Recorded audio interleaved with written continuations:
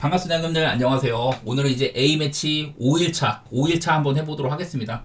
여러 번 말씀드렸지만은 이제 네이션스 리그 승강 플레이오프 및 파이널 라운드가 있다 보니까 월드컵 예선은 좀 핫발이 될 팀들끼리 붙어요. 그 외의 팀들끼리. 그 강팀이랑 약팀 구도가 많은데 오늘도 강팀들이 좀 원정에서 하다가 홈으로 오는 경우들이 상당히 많거든요. 그래서 오늘도 마해날 팀과 못할 팀 이런 것들을 골라내야 하는 날입니다. 그런 관점에서 분석을 해볼 텐데, 자, 첫 경기는 리투아니아 대 핀란드 경기입니다.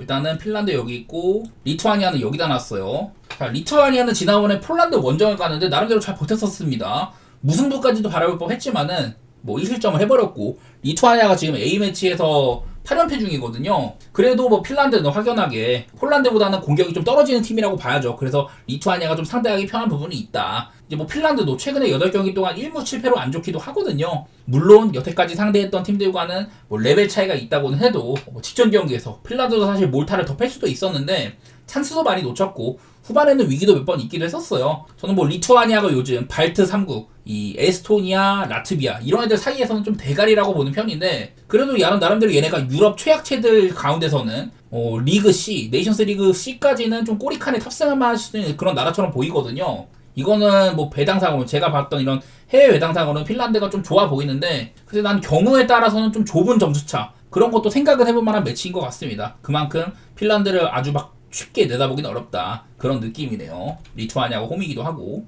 자, 다음은 이제 폴란드 대 몰타인데, 폴란드는 저는 A티어 뭐 꼬리칸에 놨고요. 몰타는 여기 있죠. 상당히 좀 레벨 차이가 있다고 봐야 될 것 같습니다. 근데 이게 폴란드가 지난번에 리투아니아도 되게 어렵게 뚫었었어요. 사실 폴란드는 공격력 말고는 별로 볼 게 없는 팀인데 지금은 레반도프스키 말고는 인재가 거의 안 보여요. 옛날에는 그래도 레반도프스키 옆에 쿠바라든지 그로시치키, 크리호비아, 카밀 글릭 선수풀이 조금 괜찮았는데 지금은 확연하게 많이 떨어져 있는 게 보입니다.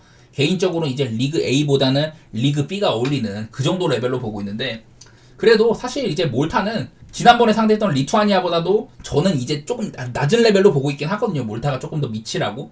근데 지금 상태 폴란드가 막 쉽게 해줄지는 잘 모르겠어. 자, 이제 몰타는 지난번에 얘네가 네이션스 리그 C도 아니고 D에 있었습니다. 그래서 리히텐슈타인 뭐 이런 산마리노 이런 애들이랑 싸웠었거든요. 그래갖고 나름대로 요즘에 뭐 3연승도 있었고 좀 좋아 보이기는 해, 성적상으로는. 근데 그거는 너무 약팀들을 많이 붙었던 것 같다 그거고, 뭐 끽해야지 이제 뭐 슬로베니아, 벨로루시 같은 애들 그런 애들이랑 비긴 게 가장 호성적이에요 최근에는. 그래서 얘네들이 원래는 홈에서 조금 상대가 좋았던 게 있는데 그런 것도 뭐 원정이니까 없을 것 같고, 아무래도 폴란드를 보는 게 옳다는 생각이 듭니다. 근데 이제 뭐 어떤 나라라든지 폴란드에는 뭐 레반도프스키가 있으니까 레비를 견제해야 하는 건 당연히 알고 있고, 그 외에 북구사라든지 뭐 스지만스키, 피용텍 이런 애들이 뭔가를 해줘야 되는데 그 이전 세대보다도 확연하게 떨어진 게 보이기도 해요. 그래서 뭐 레반도프스키도 이제 곧 은퇴를 목전해둘 만한 나이인데 폴란드를 뭐 간신히 질탱하고 있는 뭐 그런 꼴이죠. 그래도 뭐 이거는 폴란드가 여태 메이저 대회는 꼬박꼬박 나가는 팀이니까 기대치가 있기는 한데 그거보다 조금 못 미쳐 보여가지고 그래 요즘에. 저는 이거 아마 폴란드가 좀 썩은 배당을 받을 것 같은데, 그래도 뭐 앞서 있는 건 맞긴 하지만은 딱히 뭐 갈만한 것도 별로 없어 보여요. 그냥 뭐 폴란드 사이드를 보는 게 옳지 않나 그런 생각이 듭니다.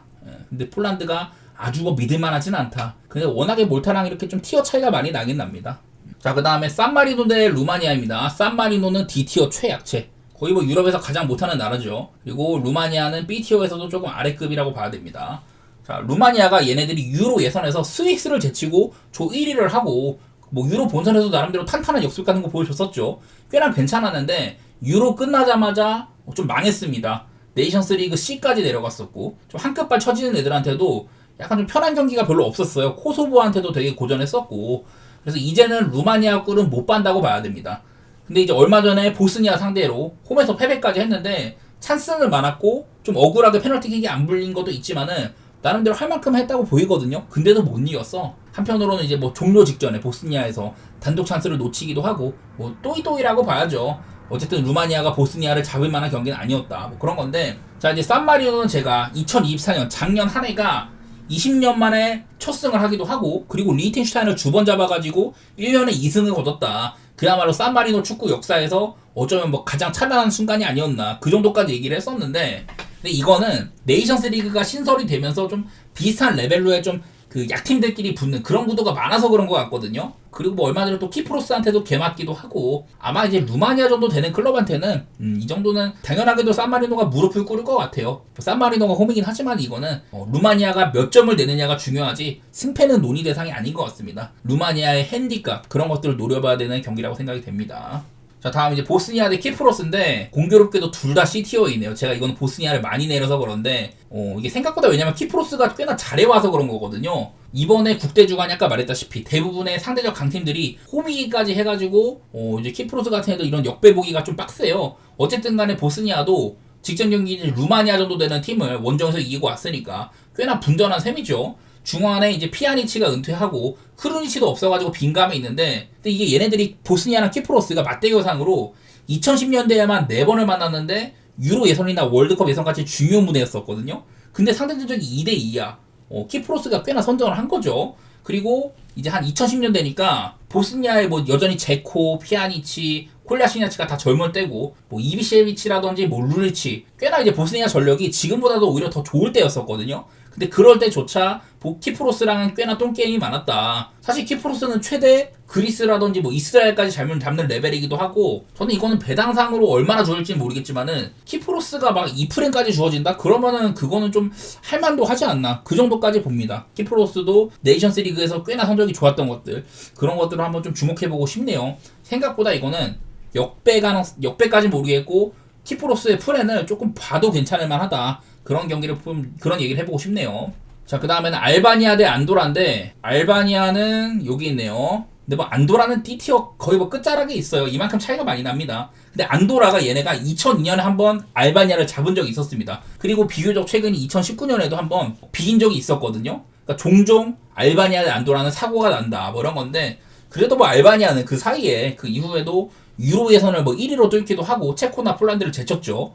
유로 본선에 가는 팀으로 거듭났으니까 뭐 물론 이제 알바니아가 얘네가 그 네이션스 리그에서는 조금 오락가락했다지만은 돌풍의 조지아를 잠재우기도 했었고 워낙에 수비나 중원의 기본빵이 좋아서 안도라랑 붙으면은 홈이기도 하고 뭐 한 1대0, 2대0 같은 그런 거를 노려볼 만하다고 보여요. 안도라랑 다시 또 무띄울 만한 체급은 아니다. 그런 느낌이어가지고 이것도 핸디값 같은 거 봐가지고 저는 이런 것들 햄무 가는 거 좋아하거든요. 그런 쪽으로 볼 것 같습니다. 알바니아가 대승까지는 모르겠는데 얘네들 특성상 그래도 좀 해볼 만한 경기로 보이네요.